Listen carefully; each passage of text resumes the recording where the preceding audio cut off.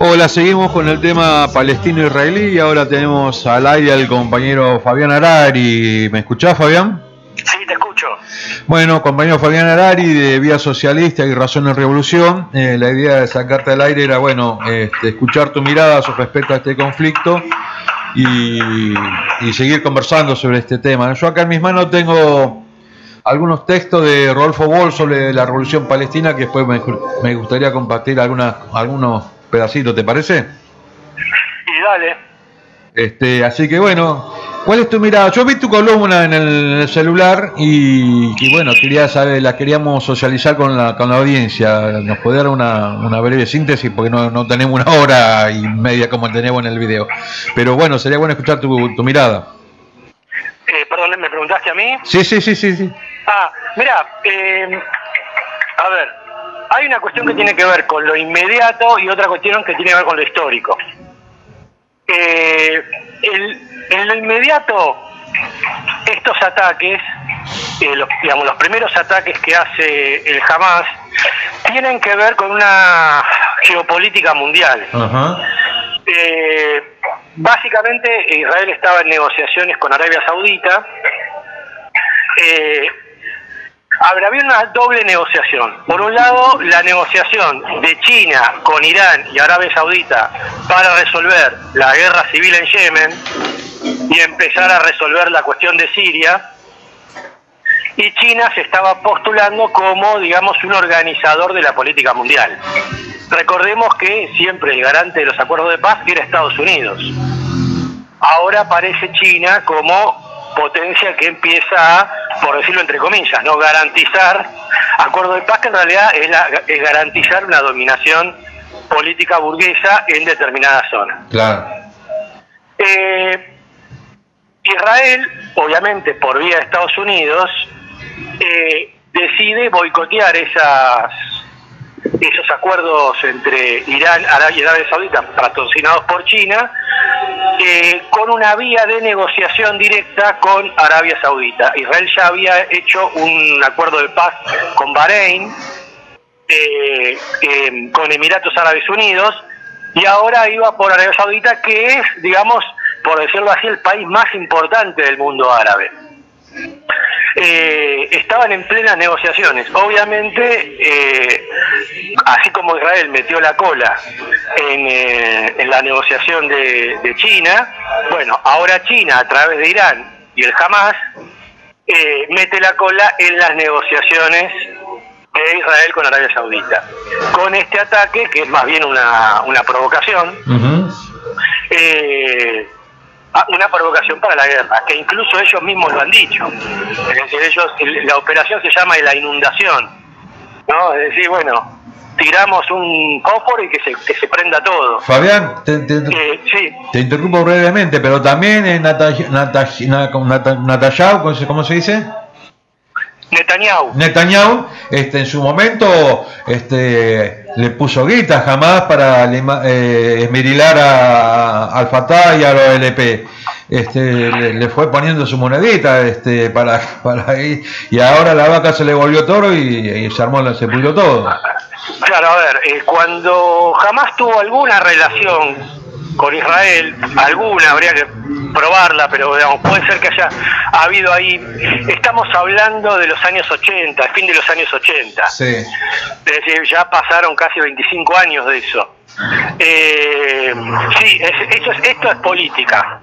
De la misma forma que Massa puso plata intendentes y fiscales para Milei y ahora es un problema, en los años 80 obviamente Israel, como digamos cualquier político burgués, intenta dividir al movimiento palestino y crear organizaciones que en ese momento eran muy menores, con el fin de, digamos, socavar el dominio de Al-Fatah. Claro. Pero bueno, esto hace 25 años. Esto, como digo, tiene que ver con una geopolítica mundial, ¿no? Entonces, ¿por qué los ataques ahora? ¿Por qué todo esto ahora? Que este ataque lo deja muy mal parado a Netanyahu y muy mal parado a Biden. Muy mal parado a Netanyahu porque es, digamos, el peor fracaso de los servicios de inteligencia de Estados Unidos, de Israel, desde la guerra de Yom Kippur. Y la guerra de Yom Kippur, digamos, por decirlo así, salió relativamente barata, aunque, digamos, en términos técnicos es un empate, ¿no? ¿Cómo? No, acá dije nada. Pero para el público que por ahí no conoce, claro. La guerra de Yom Kippur es la guerra de 1973, donde hay un ataque sorpresa en el día del perdón. Es un día muy sagrado para la población judía, pero además de que sea un día sagrado, porque no toda la población de Israel, hay un mito, digamos, de toda la población israelí es judía, ortodoxa, la población de Israel es normalmente laica. Lo que sucede es que hay algunas leyes estatales que tienen que ver con la confesionalidad.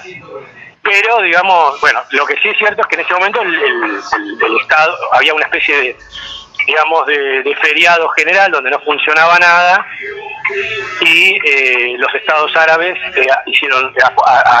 aprovecharon eso para atacar. Como digo, este ataque del 7 de octubre, que es un día, ¿no? Es decir, ni siquiera son varios días, es un día de un ataque relámpago. Obviamente lo que se hizo además para mostrar la fragilidad de los servicios de inteligencia de Israel. Fue un fracaso que dejó muy mal parado a Netanyahu, tal es así que salieron a pedir disculpas por todos lados. El propio embajador israelí en Argentina salió a pedir disculpas. Netanyahu ya venía muy cascoteado por su intento de reforma judicial, que había Netanyahu tuvo muchas marchas en contra de la población, es decir, un régimen muy complicado. Esto lo pone en una situación que no le da mucho aire. Obviamente toda la población, no toda, pero gran parte de la población israelí obviamente va a apoyar una defensa, o mejor dicho, el ataque a la población de Gaza, más que defensa,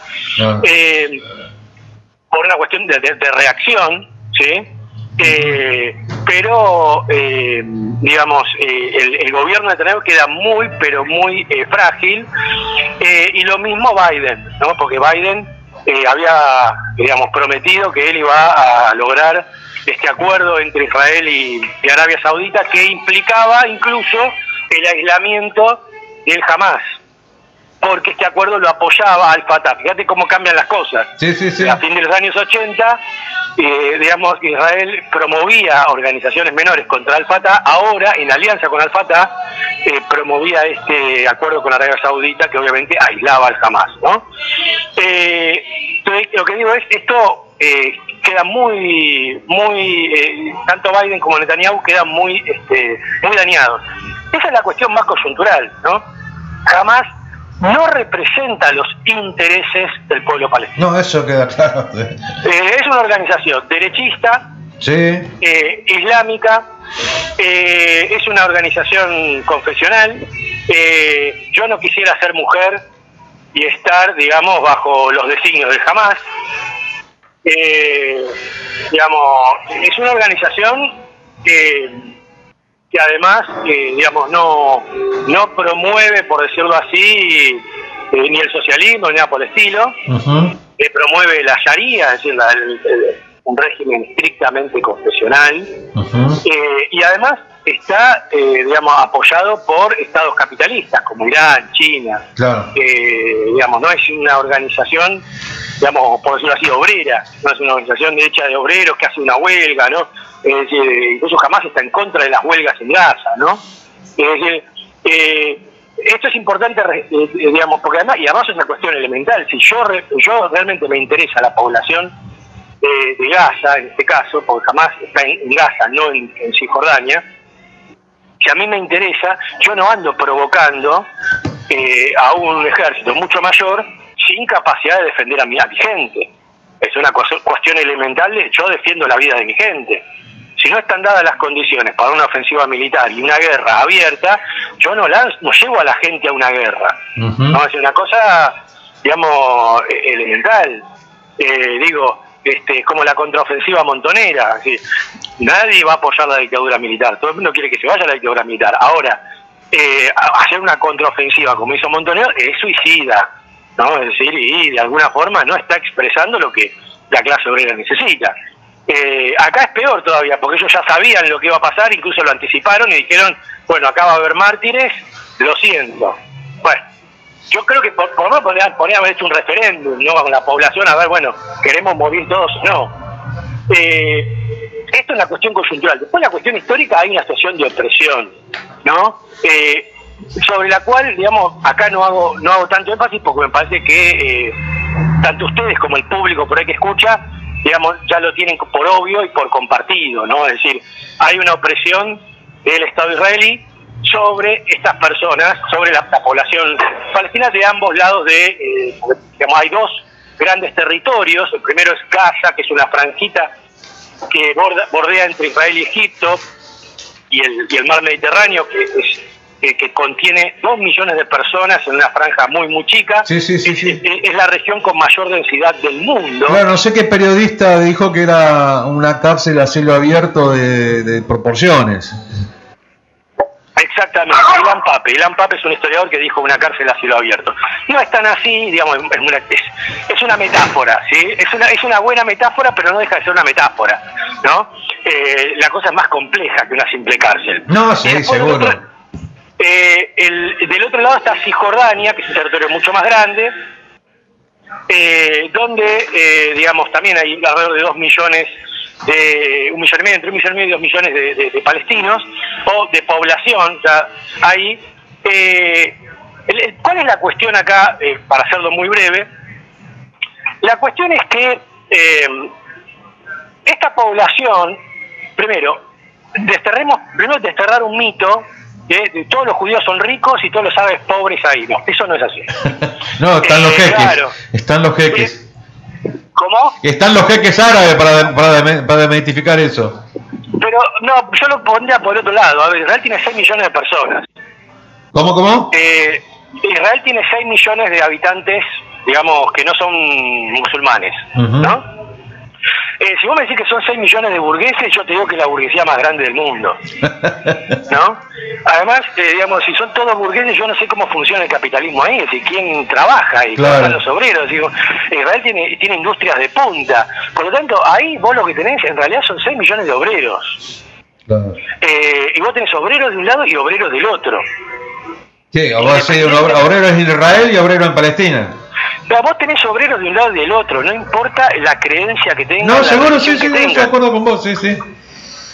Por lo tanto, hay una estrategia palestinos contra judíos, es una estrategia antiobrera, nacionalista. Es como decir acá la culpa la tienen los obreros bolivianos, claro. No echemos a los... Es así, digamos. Y además completamente ineficiente, porque vos te estás privando, vos tenés 2 millones de un lado y 2,5 millones del otro, y tenés 6 millones del otro lado. O sea, vos te estás privando con más de la mitad de la clase obrera, la estás expulsando de tu política, simplemente porque no comparte tu religión. Claro. Entonces, ahí hay un problema que tiene que ver con la estrategia socialista. Básicamente, la mayor parte de la población que está en territorios llamados ocupados es población obrera, que trabaja, en una parte importante, trabaja en Israel. Por lo tanto, hay gente que está integrada a Israel, como obrera. Nada más que no tiene derechos políticos. O sea, no tiene el derecho a votar, no tiene el derecho a organizarse en un sindicato, no tiene derecho... Es, digamos, como los inmigrantes, por decirlo así, los inmigrantes en Europa, ¿no? Por lo tanto, digamos, el gran problema es ese. Es decir, Israel mantiene una población que es parte de la economía israelí, ¿se entiende? Sí. Pero que la mantiene sin derechos políticos. Sin derechos a nada.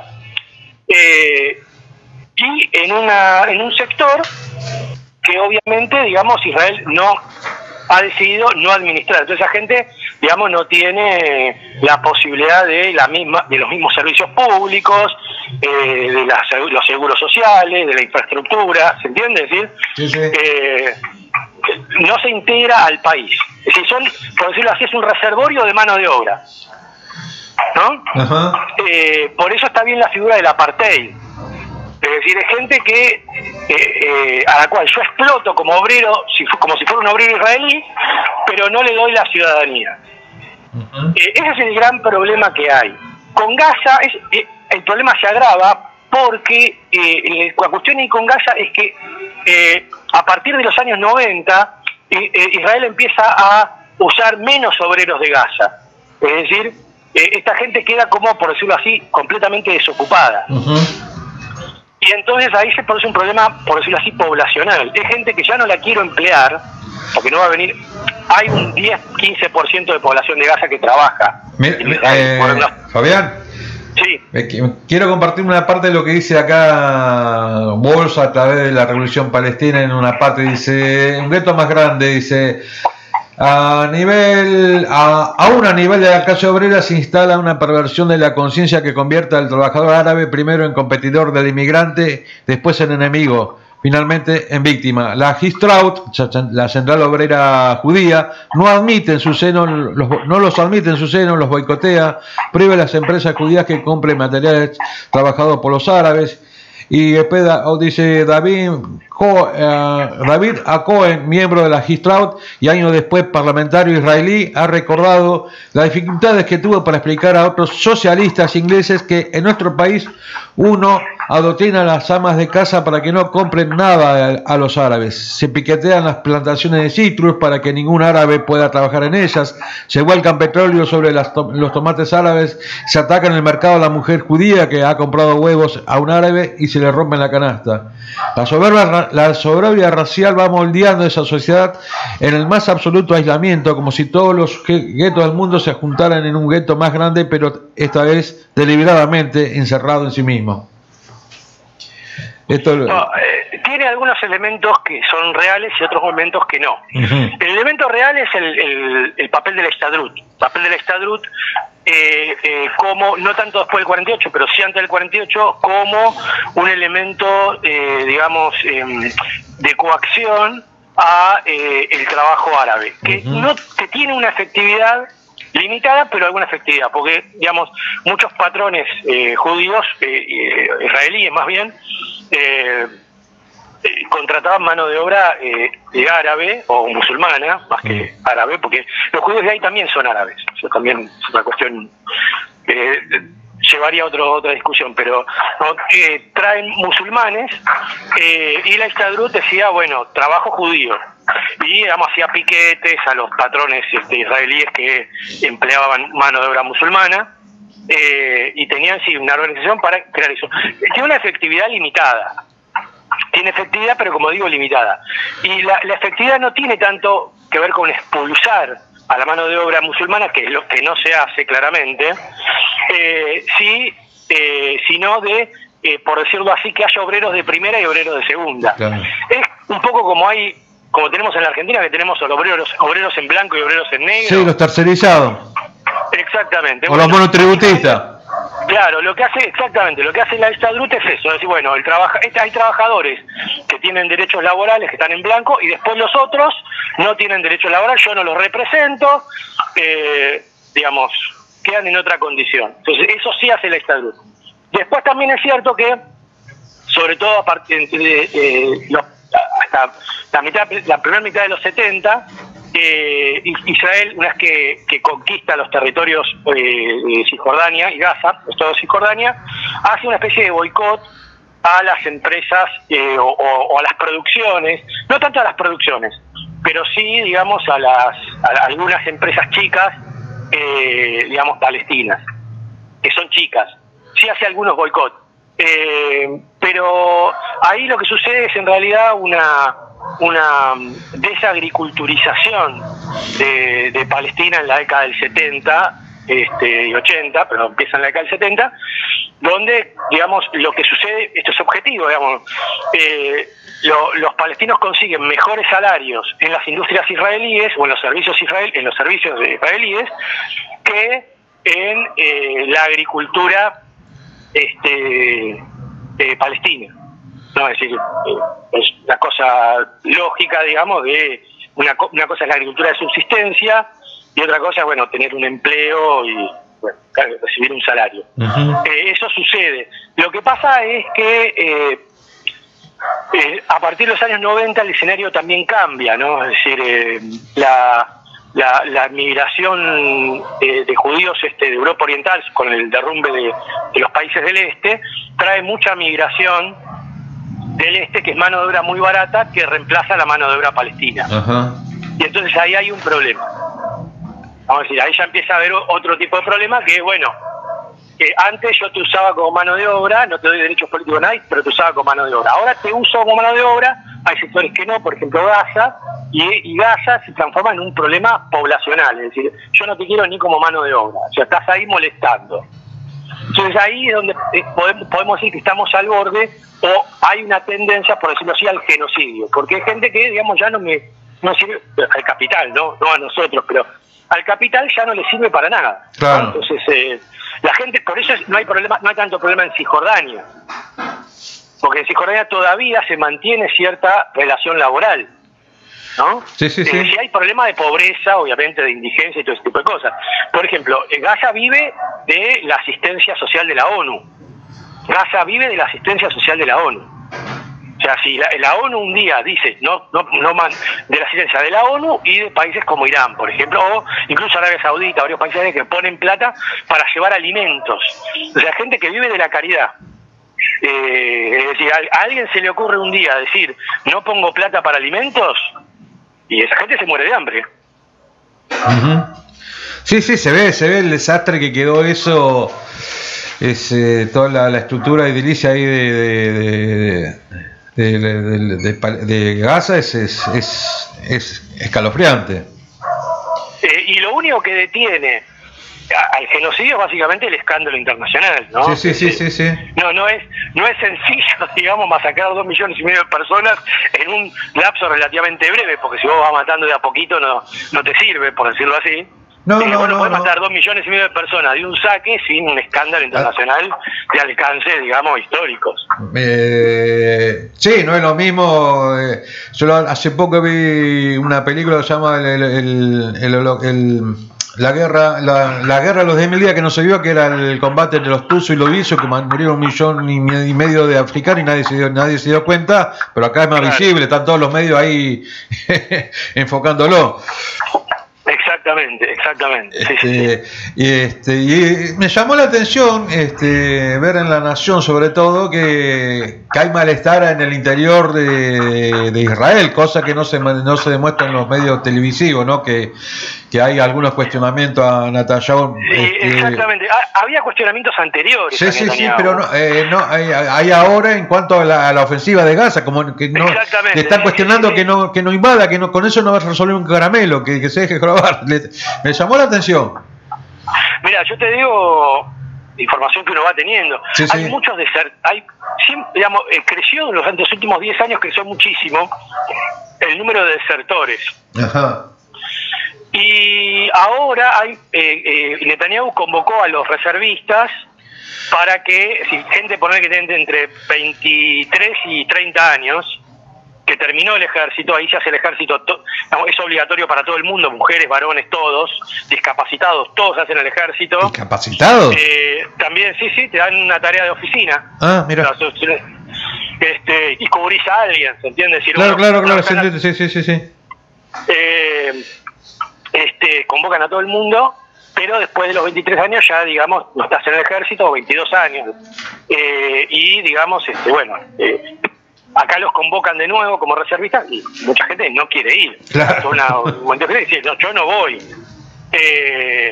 Con lo cual, por eso digo, pero es como yo decía, porque acá hay una cuestión importante, acá voy un poco el núcleo del asunto, y lo polémico. En temas estrictos, hay una causa de la clase obrera del lugar, pero no hay una causa nacional palestina. ¿Por qué digo que no hay una causa nacional palestina? Una causa nacional es cuando vos tenés una burguesía, que son las que arman las naciones. Sí. Las naciones se arman en el auge del periodo burgués. Acá la nación argentina la armó la burguesía argentina. Si vos tenés una burguesía que tiene la capacidad de armar una economía capitalista, pero no puede hacerlo por algún elemento político exterior. Por ejemplo, la burguesía rioplatense, que quería armar un sistema capitalista, el imperio español se lo impedía. Bueno, hacemos una revolución. En la burguesía india quería controlar el capitalismo de la región, el imperialismo británico se lo impedía, hace un levantamiento. Gandhi. Y así, digamos, podemos seguir.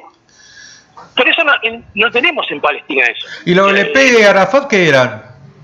Era una organización, digamos, Al-Fatah era la organización política que daba lugar a la OLP. Claro, sí, pero era una organización, otra vez, que no tenía una burguesía nacional detrás, tenía burguesías, digamos, de otros países que la apoyaban, y tenía como base la población obrera que estaba ahí en Palestina. viviendo. Pero no, podés tener algún burgués palestino, no es que no hay ningún empresario palestino, pero lo que vos no tenés es una burguesía, es decir, una clase social nacional con la capacidad de imponer el capitalismo, un capitalismo propio en la región, ¿se entiende? Sí. Es decir, vos no tenés un complejo industrial palestino. Entonces, no hay causa nacional. Vos agarrás y decís, bueno, yo cierro las fronteras y armo un Estado acá. En términos capitalistas, porque la cuestión nacional es eso, no es el socialismo. Bueno, digamos, ¿qué economía vas a armar? O sea, afuera, digamos, ¿qué burgués, qué empresas son las palestinas que van ahí a poner industrias? ¿Se entiende? Sí. Es decir, bueno, tenés una clase burguesa detrás que arme una causa. Porque la mayor parte de esa gente, primero, porque la mayor parte de esa gente, si no toda, son obreros. Y la mayor parte de esa gente trabaja, digamos, sobre todo en Cisjordania, trabaja para Israel. O sea, son obreros del capital israelí. Nada más que no tienen derechos políticos, es un apartheid. ¿Por qué no tienen derechos políticos? Bueno, porque el Estado se reserva su carácter confesional. Es como si acá el Estado argentino dijera, yo soy Estado católico, y todos los que no son católicos no pueden votar ni tienen ningún derecho. ¿Se entiende? Sí. Entonces ahí lo que corresponde es unificar el territorio y que toda la gente de ahí tenga el derecho a ser ciudadano, a votar, a hacer lo que quiera, a organizarse políticamente, y vos ahí eliminás el elemento central del proyecto sionista, que es el Estado confesional. Te hago una pregunta que le hice a otro compañero que entrevisté antes que vos de la Universidad Nacional de Luján. Entonces, esa consigna que había en los 80 por una Palestina libre, laica y democrática, ¿tiene vigencia? Sí, en realidad lo que pasa es que eso es muy genérico. ¿Por qué es muy genérico? Y porque en concreto, digamos, vos lo que en concreto tenés que pedir es el pleno derecho político y social, es decir, económico, es decir, el pleno derecho de organización, pleno derecho político y cívico. Pero se entiende que cuando vos planteás esa consigna democrática, libre y laica, está todo comprendido ahí adentro. El problema ahí otra vez es, yo lo que diría es, lo que pasa que en parte, pero es muy genérico, porque hay un punto en el cual vos eso tenés que ponerlo en concreto. Vos, ¿ahora qué vas a pedir? ¿Se entiende? 1, 2, ¿quién es el sujeto de eso? Y tiene que ser la clase obrera. La idea de república... El pueblo palestino. República democrática... No, la clase obrera de un lado y del otro. Ese es el sujeto. La clase obrera de un lado y del otro. ¿Por qué no das por sentado que el pueblo no está incluido en la clase obrera? ¿Cómo? ¿Por qué das por sentado que el pueblo no incluye a la clase obrera o viceversa? Justamente, porque la idea del pueblo es la alianza de la burguesía con la clase obrera. Y yo digamos, ¿qué alianza vas a hacer ahí? ¿Con qué burguesía? ¿Con la burguesía israelí? No, estamos hablando de Palestina. Pero otra vez, ¿con qué? O sea, vos dejás afuera a los 6 millones de obreros que no son musulmanes. O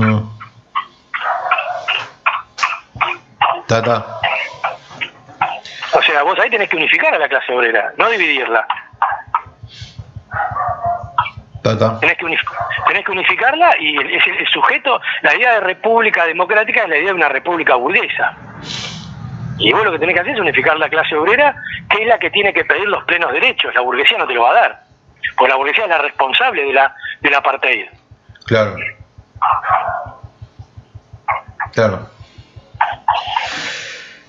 Te hago una pregunta, vos que tengo acá, sigo teniendo en mis manos el texto de Rodolfo Walsh. ¿Qué fue el libro blanco en su momento, Fabián? El libro blanco es, a ver, en el año, el libro blanco es una restricción que pone el gobierno inglés, el mandato británico, claro, al ingreso de migración judía a Palestina. Sí. el libro blanco es el producto de una serie de levantamientos de la población árabe, o más bien musulmana, claro, en Palestina. Es un levantamiento muy importante en el 36. Hay uno en el 29 y otro en el 36. claro. Ese levantamiento, digamos, ante ese levantamiento y la amenaza, sobre todo, de otras potencias que impulsaban eso, Gran Bretaña decide restringir la inmigración judía y hacer una serie de operativos contra las organizaciones sionistas. Lo que quiero rescatar es que la idea de que, digamos, nunca estuvieron juntos es falsa. De la década de fin del año, primero, la primera mitad de la década del 30 y después de la primera mitad de la década del 40 hay una cantidad de huelgas protagonizadas por sindicatos judíos musulmanes. O sea, judíos y musulmanes juntos protagonizan actos de lucha donde prima la cuestión de clase por sobre la cuestión religiosa o étnica o nacional, que son dirigidas por el Partido Comunista. Sí. ¿Sí? Sí, dale, te escucho. No, bueno, eso, lo que muestra eso es que, digamos, no es cierto. Lo mismo, por ejemplo, hay partidos, en Israel hay partidos que son, digamos, no son, donde hay población, digamos, están compuestos por población judía, musulmana, ¿sí? En su momento el Matzpen, que fue un partido también, que, digamos, era un partido que no era sionista, era un partido que promulgaba esta unidad. Así que, digamos, hay una historia obviamente muy oculta de esta unidad obrera por encima de las cuestiones religiosas o étnicas. Te hago una pregunta, ¿qué es yo tengo un libro acá en mis manos que sacó en su momento Izquierda Socialista, Palestina, Historia de una Colonización, y en el capítulo dice: no celebraremos el aniversario de Israel que se da en 2008. Hay una parte que dice: el holocausto es para los judíos lo que el Nakba es para el pueblo palestino. ¿Qué significa Nakba?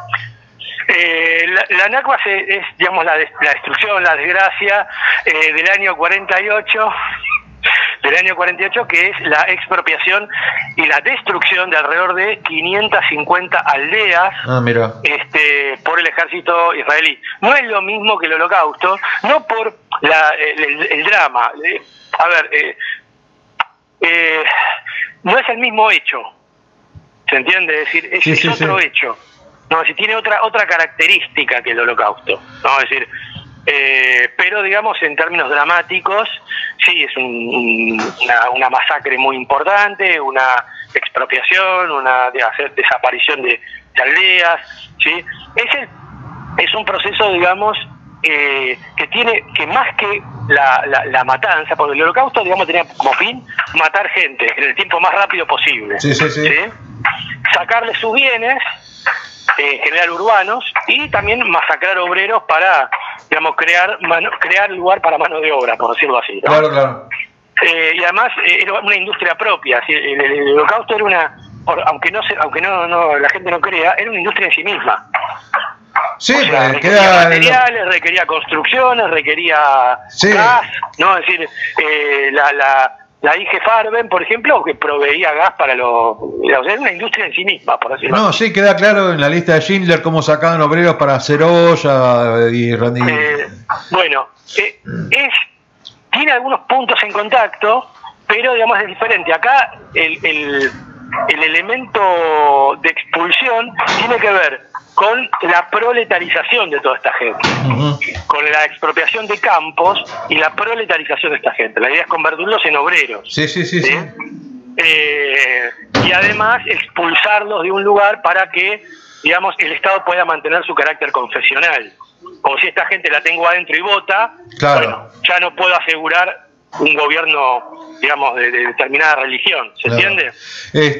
Volviendo al tema discúlpame, Pablo, quiero pasar un chivo antes, porque ya estamos medio que tengo que entrar en una reunión, pero quería pasar el chivo. Primero, nosotros editamos un libro sobre esto que se llama La ocupación israelí, Ajá. de Niv Gordon, ¿sí? De la Biblioteca Militante, ediciones R&R. Ajá. Es un libro, el libro, para mí, a mi juicio, más documentado sobre todo el proceso de opresión sobre la población de Cisjordania, ¿sí? Del 67 hasta la actualidad. Tiene mucho detalle, con lo cual, digamos, uno puede ver la cantidad de cosas horripilantes que se hacen, ¿no? Sí, sí, sí. Así que sí, recomiendo mucho ese libro de Nick Gordon. Y otro chivo que voy a mandar es la explicación. Queremos participación en las ganancias. Bueno, la explicación histórica de todo esto con un grado de detalle sobre la historia desde la guerra de Crimea de 1856 hasta la actualidad en la región. Yo lo estoy explicando en una columna que se llama Un Mundo en Crisis, del canal de Vía Socialista Razón y Revolución, y ahí, digamos, explico el problema, obviamente con un grado de detalle, cuadros, mapas, ¿no? Para que la gente pueda guiarse. Mirá, yo recién el compañero que salió antes que vos también se ocupa de cuestiones geopolíticas y demás de la Universidad Nacional de Luján, que se llama Nazaret Chinik, y le hice una propuesta, sin consultarte, me tomé el atrevimiento, de si podríamos articular una charla de debate con el tema palestino entre ellos y vos.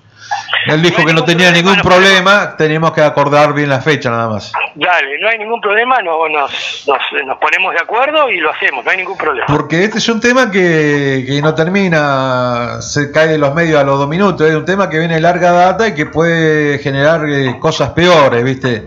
Claro, sí, no hay ningún problema. Quedamos, ustedes pongan la fecha, pongan la fecha, no, porque tenemos que ponernos de acuerdo. No, por eso, sí, yo me pongo en contacto con los compañeros, voy sondeando fechas, los voy llamando a ellos y a ustedes. Lo armamos y bueno, lo armamos y ponemos fecha y lo hacemos. Dale, muchas gracias por tu tiempo, Fabián, y bueno, gracias por habernos atendido. No, por favor, gracias a ustedes por llamar. No hay por qué.